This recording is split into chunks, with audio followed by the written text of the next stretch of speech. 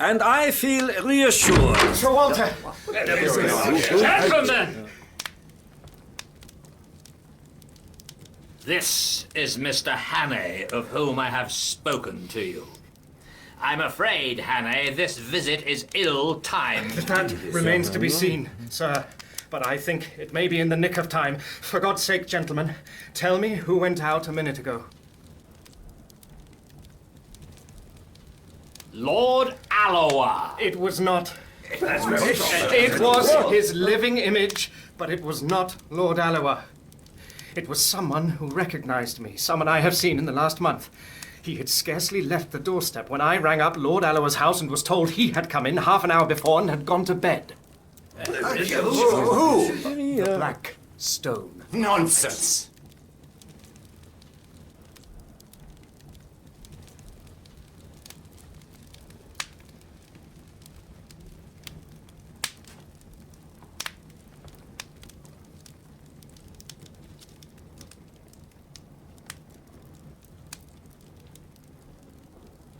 I have spoken to Alloa.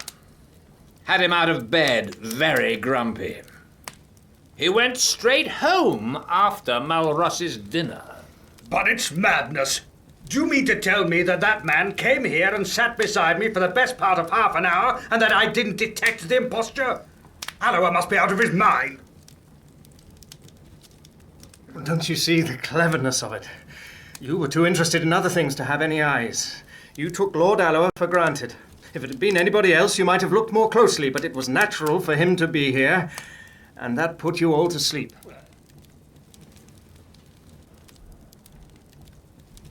The young man is right. His psychology is good. Our enemies have not been foolish. I will tell you a tale.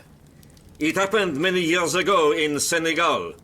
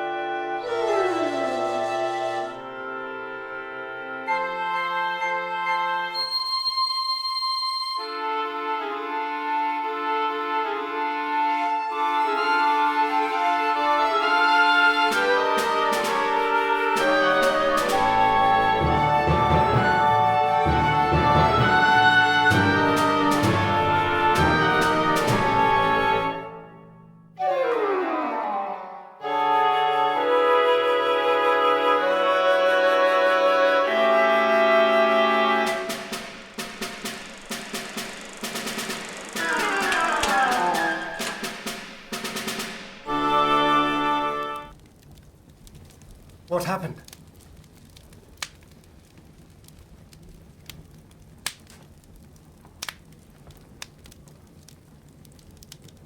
I stuffed my fishing rod into his jaws, and I had a pistol. Also, my servants came presently with rifles. But he left his mark on me.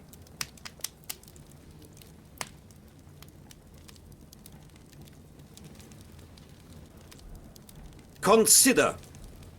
The mare had been dead more than an hour, and the brute had been patiently watching me ever since. I never saw the kill, for I was accustomed to the mare's fretting, and I never marked her absence, for my consciousness of her was only of something tawny, and the lion filled that part. If I could blunder thus, gentlemen, in a land where men's senses are keen, why should we busy preoccupied urban folk not err also?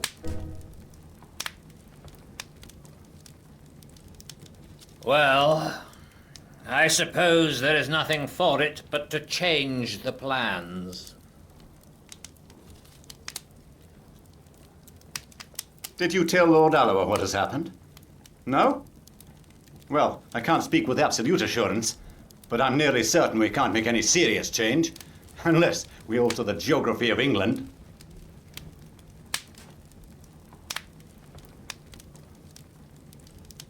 God, and we have not a rag of a clue. Besides, there is the post. By this time, the news will be on its way. No. You do not understand the habits of the spy. He receives personally his reward, and he delivers personally his intelligence. We in France know something of the breed. Ah, there is still a chance, mes amis. These men must cross the sea, and there are ships to be searched and ports to be watched. Believe me, the need is desperate for both France and Britain.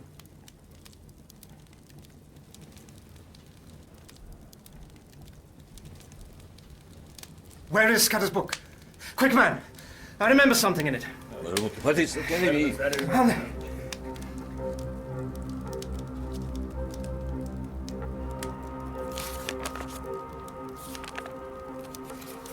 Ha! 39 steps. 39 steps. I counted them. High tide, 10:17 p.m. What Yeah, relevance is all? Don't you don't see? know. It's a clue. Scudder knew where these fellows laired. He knew where they were going to leave the country, though he kept the name to himself. Tomorrow was the day, and it was some place where high tide was at 10:17. But they may have gone tonight. Not they. They have their own snug, secret way, and they won't be hurried. I know Germans, and they are mad about working to a plan. Where the devil can I get a book of tide tables?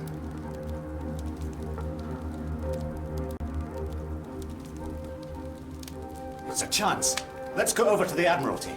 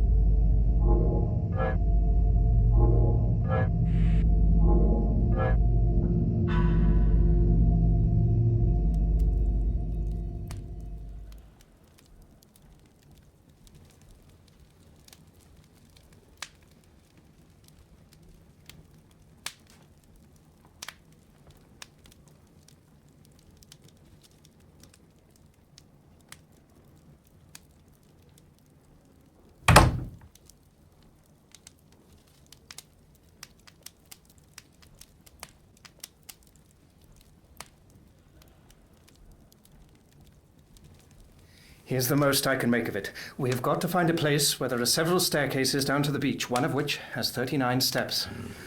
I think it's a piece of open coast with biggish cliffs, somewhere between the Wash and the Channel. Also, it's a place where full tide is at 10:17 tomorrow night.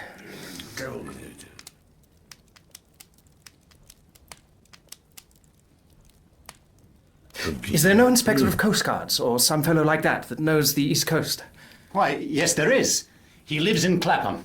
Let me get him now.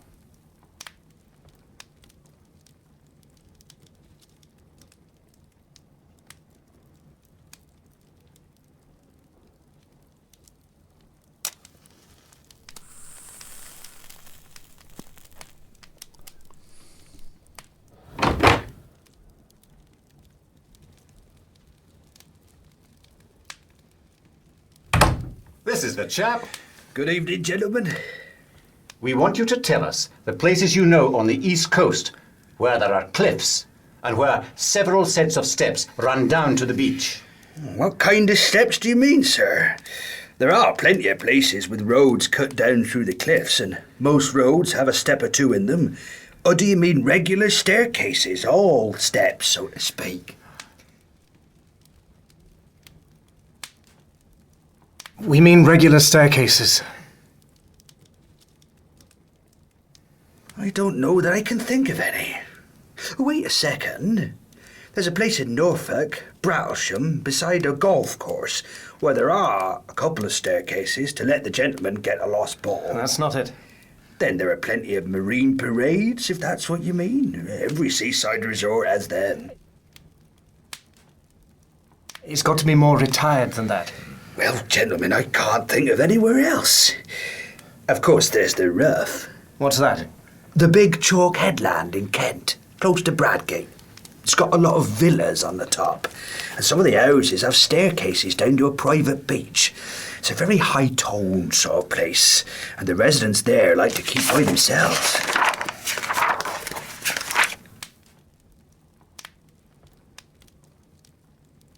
Aha! We're on the scent at last. How can I find out what is the tide at the Rough? I can tell you that, sir. I once was let a house there in this very month, and I used to go out at night to the deep sea fishing. The tide's 10 minutes before Bradgate.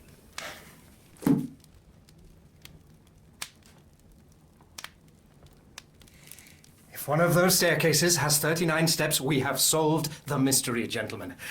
I want the loan of your car, Sir Walter, and a map of the roads. Of course. If Mr. McGillivray will spare me 10 minutes, yes, I think we can prepare something for tomorrow. Good. I, for one, am content to leave the matter in Mr. Rene's hands.